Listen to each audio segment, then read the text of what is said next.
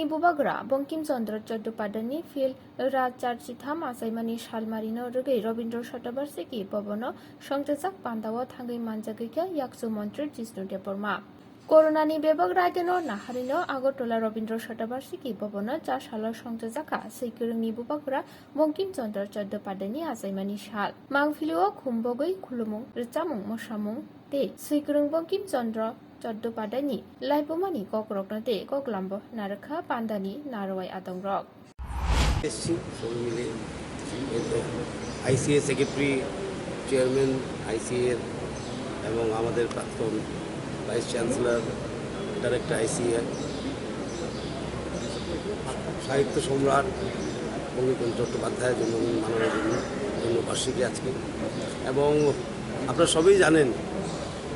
ওনার বই সবই পড়েছেন মনে হয় ওনার আনন্দমঠ বিশেষ করে এমন লোক নেই হয়তো বেঙ্গলে বা অন্যখানেও যারা এই আনন্দমঠ পড়েন না কারণ সেটা খুব প্রেরণাদায়ক একটা নভেল ওনার দ্বারা লিখিত সাধু বিদ্রোহের বিদেশি শাসনের বিরুদ্ধে সাধুরা যে বিদ্রোহ করেছে সেটার উপরে এবং উনি 14টা নোবেল লিখেছিলেন ওনার জন্ম হয় 1838 সনে এবং মৃত্যু হয় 1894 সনে এবং উনি 14টা নোবেল লিখেছেন সেই নোবেলগুলো মোটামুটি সবথেকেও নাম বলা যাবে না এখন দেবী চৌধুরানী আনন্দমঠ বিষবৃক্ষ দুর্গেশ নন্দিনী এবং অনেকগুলি নোবেলগুলি সিনেমায়তে পরিণত হয়েছে ফিল্মও হয়েছে যেমন দেবী চৌধুরানী আমরা দেখেছিলাম যুবক সময় সেটা হিট ফিল্ম হয়েছিল আনন্দমঠের ফিল্ম আছে ওনার যে ভাষার উপরে কন্ট্রোল আয়ত্ত এবং যে বিষয় নিয়ে উনি লিখতেন সেটা কীভাবে প্রস্তুতি করে তুলতেন সেটা খুব রেয়ার সাহিত্যে খুব ওনার লেখাটা আজকেও বহুদিন আগে লিখেছেন উনি নোবেলগুলি আজকেও কিন্তু সেটা রেলিভেন্স বা প্রাসঙ্গিকতা এখনও আছে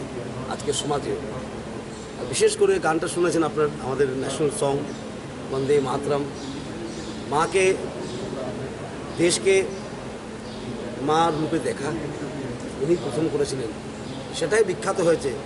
এবং ন্যাশনাল সংও হয়ে গেছে কারণ স্বাধীনতা সংগ্রামের চেয়ে তখন আমাদের ন্যাশনাল অ্যান্থেম ছিল না স্বাধীনতার ফলে জনগণমন হয়েছে এই বন্দে মাতরম এই গানটাই কিন্তু লক্ষ লক্ষ লোককে প্রেরণা দিয়েছে স্বাধীনতা সংগ্রামে এবং সেটা নিয়ে আন্দোলন করা হয়েছে স্বরাজের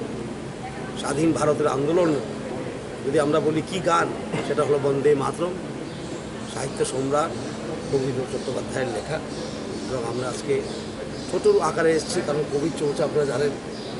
অন্য বছর যখন কোভিডের আগে বেশ বড় আকারে হতো এটা আমরা আশা করি আগামী দিনে কোভিড শেষ হয়ে যাবে আবার বড় আকারে আমরা এই পালনটা করতে পারবো কোনো সমাজে ওনার যে কী বলে যে কী স্থান আছে সেটা যত বছরই যাক না কেন কয়েক শতাব্দী পরে আমরা বলতে পারবো না ওনার যে অবদান ভারতবর্ষের জন্য বিশেষ করে ওনার বন্দে মাতরম গান সেটা আমাদের স্বাধীনতা সংগ্রামের কী বলো মাইলস্টোন বললে হয় তাই আমরা আজকে ওনাদেরকে শ্রদ্ধা জানাই আন্তরিক শ্রদ্ধা জানাই আগামী বছর আবার আসবো আশা করবো আমরা আরও বড়োভাবে